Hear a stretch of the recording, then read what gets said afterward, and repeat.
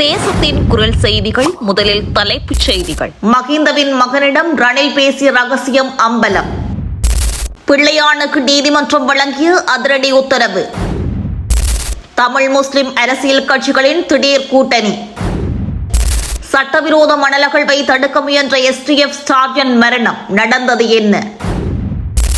விசேட தேவையுடைய பிள்ளைகளுக்கு அரசாங்கம் அறிமுகப்படுத்தும் விசேட செயற்திட்டம். தாயை பற்றி தவறாக பேசிய காதலி காதலனிடத்து திடீர் முடிவு. இனி விரிவான செய்திகள்.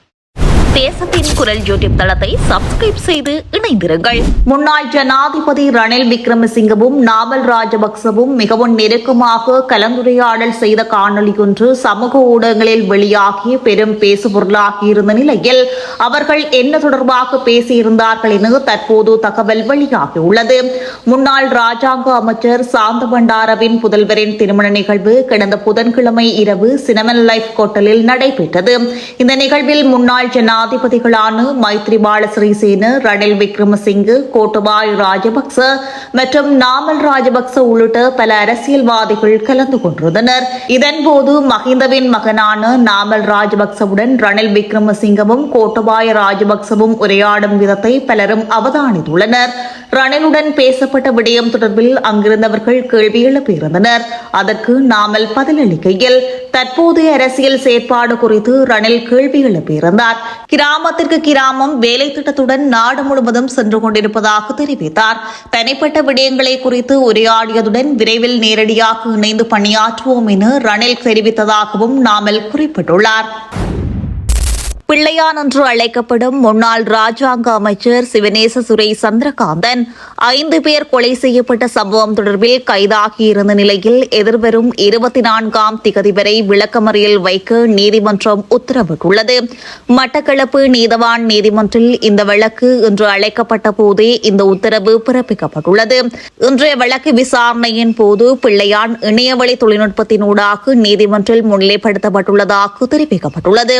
கிழக்கு மாகாணத்தின் பல பகுதிகளில் T-56 ரக துப்பாக்கிகளால் 5 நபர்கள் சுட்டுக் கொலை செய்யப்பட்ட சம்பவம் தொடர்பாக பிள்ளையான் உள்ளிட்ட 2 சந்தேக நபர்களுக்கு எதிராக குற்றப்புலனாய்வு திணைக்களத்தால் அறிக்கை தாக்கல் செய்யப்பட்டுள்ளமை குறிப்பிடத்தக்கது. தமிழ் மற்றும் முஸ்லிம் அரசியல் கட்சிகள் கூட்டாக இணைந்து தமிழ் முஸ்லிம் மக்களின் பிரச்சினைகளுக்கு ஒன்றாக இணைந்து தீர்வு காண இணக்கமிட்டப்பட்டுள்ளது. கொழும்பில் உள்ள தனியார் விடுதியில் இன்று பகல் சந்தித்து தமிழ் மற்றும் முஸ்லிம் அரசியல் கட்சிகளின் கூட்டத்தின் போதே இந்த இணக்கப்பாடு எட்டப்பட்டுள்ளதாக தெரிவிக்கப்பட்டுள்ளது. இதன்படி காணியுரிமை உள்ளிட்ட தமிழ் மற்றும் முஸ்லிம் மக்கள் எதிர்நோக்கும் அனைத்து பிரச்சினைகளுக்கும் ஒன்றிணைந்து தீர்வு காண்பதற்கு தீர்மானிக்கப்பட்டுள்ளது. அத்தோடு குறித்த புதிய கூட்டணி எந்தவொரு சந்தர்ப்பத்திலும் சிதைந்து போகாத ஒரு கூட்டணியாக இருக்கும் எனவும் அறிவிக்கப்பட்டுள்ளது. சட்டவிரோத மணல் அகழ்வை தடுக்கும் சுற்றி வளைப்பில் ஈடுபட்ட போலீஸ் விசேட அதிரடிப்படை வீரர் சடலமாக மீட்கப்பட்டுள்ளார். இந்த சம்பவமானது இன்று திங்கட்கிழமை இடம்பெற்றுள்ளது.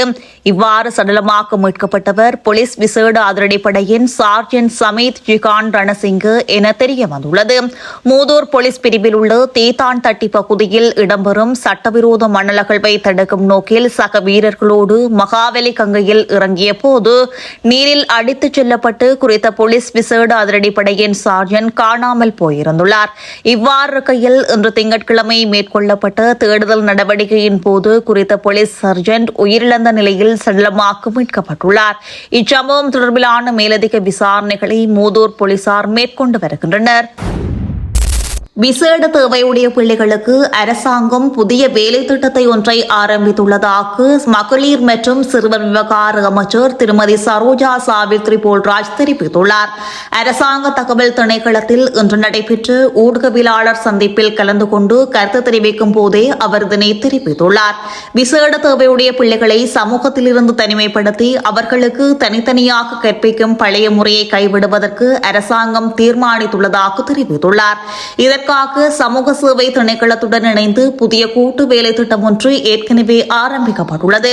விசேட தேவையுடைய பிள்ளைகளுக்கு மருத்துவ ஆலோசனைகளுடன் கூடிய செயற்பாடு சார்ந்த கல்வி முறையும் நடத்தை ரீதியான பழக்கப்படுத்தல்களும் அத்தியாவசியமானவை என சுட்டிக்காட்டிய அமைச்சர், அப்பிள்ளைகளை தனிமைப்படுத்தாமல் சாதாரண பிள்ளைகளுக்கு மத்தியிலேயே அவர்கள் வளர்வதற்கு தகுந்த வாய்ப்பளிப்பது மிகவும் முக்கியமானது என தெரிவித்துள்ளார்.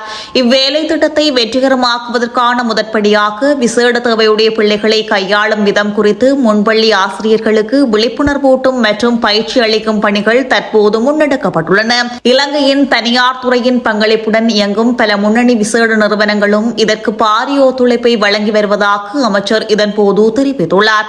இலங்கையின் தேசிய கல்வி முறைமைக்குள் ஆரம்ப பிள்ளை பருவ கல்வியை பெறும் விசேட தேவையுடைய பிள்ளைகளுக்கான வாய்ப்புகள் தற்போது குறைந்த மட்டத்திலேயே காணப்படுவதாகவும் அவர் தெரிவித்துள்ளார். இதற்கமைய எதிர்காலத்தில் அப்பிள்ளைகளின் தேவைகளை சிறந்த முறையில் பூர்த்தி செய்யக்கூடிய முன்பள்ளி முறைமையொன்று இலங்கையில் விரிவுபடுத்துவதற்கு நடவடிக்கை எடுக்கப்படும் எனவும் அவர் குறிப்பிட்டுள்ளார். தாய் மற்றும் சகோதரியை தவறாக பேசியதால் காதலியை குத்திக் கொன்ற சம்பவம் தொடர்பில் பல அதிர்ச்சி விடயங்கள் வெளியாகியுள்ளன. நதுனி சகஸ்ரீ குரேகன்ற இளம் பெண்ணே இவ்வாறு உயிரிழந்துள்ளார். குறித்த பெண் 27 வயதுடைய ஆணுடன் திருமணத்திற்கு புறம்பான உறவில் அந்த வீட்டில் வசித்து வந்ததாக போலீசார் தெரிவித்துள்ளனர். பாணாந்துறை பகுதியில் உள்ள ஒரு ஹோட்டலில் சமையலறை உதவியாளராக பணிபுரிந்த குறித்த நபர் சம்பவத்திற்கு பின்னர் அப்பகுதியிலிருந்து தப்பியோடிய நிலையில் போலீசாரால் கைது செய்யப்பட்டுள்ளார். இச்சம்பவம் நடந்த அன்று இரவு தனது பணியிடத்திலிருந்து சுமார் 4.5 கிலோமீட்டர் தூரம் நடந்து வந்ததாக சந்தேக நபர் போலீசாரிடம் தெரிவித்துள்ளார்.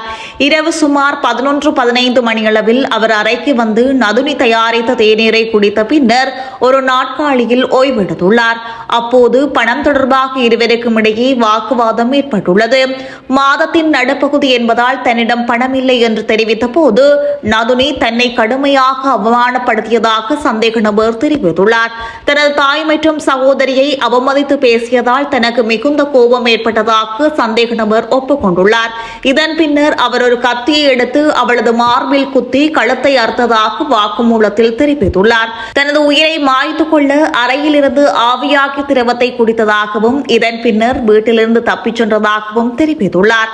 இதனைத் தொடர்ந்து மொரட்டுவ தொடருந்து நிலையத்திற்கு நடந்து சென்ற சந்தேக நபர் கொழும்பிலிருந்து களுத்துறை நோக்கி சென்று கொண்டிருந்த தொடருந்தில் மீது குதித்து உயிரை மாய்க்க முயன்றுள்ளார். இதில் அவரது வலது கால் மற்றும் விலா எலும்புகளில் முறிவுகள் உட்பட பலத்த காயங்கள் ஏற்பட்டுள்ளன. அவரை சுற்றியிருந்தவர்கள் பாணாந்துறை வைத்தியசாலையில் அனுமதித்துள்ளனர். இதன் பின்னர் அவரது நிலைமை கவலைக்கிடமாக இருந்ததால் அவர் கொழும்பு தேசிய மருத்துவமனைக்கு மாற்றப்பட்டுள்ளார். 2 நாட்களாக சந்தேக நபரை தேடி வந்த போலீசார் தேசிய மருத்துவமனையில் இருந்து கிடைத்த தகவலின் அடிப்படையில் அவரை கைது செய்துள்ளனர். கொலை செய்யப்பட்ட நதுனியும் அவரது தாயாரும் சில காலமாக இளைஞர்களை ஏமாற்றி வந்த ஒரு மோசடி கும்பலில் ஈடுபட்டு வந்தமை போலீஸ் விசாரணையின் மூலம் அறிய முடிகிறது.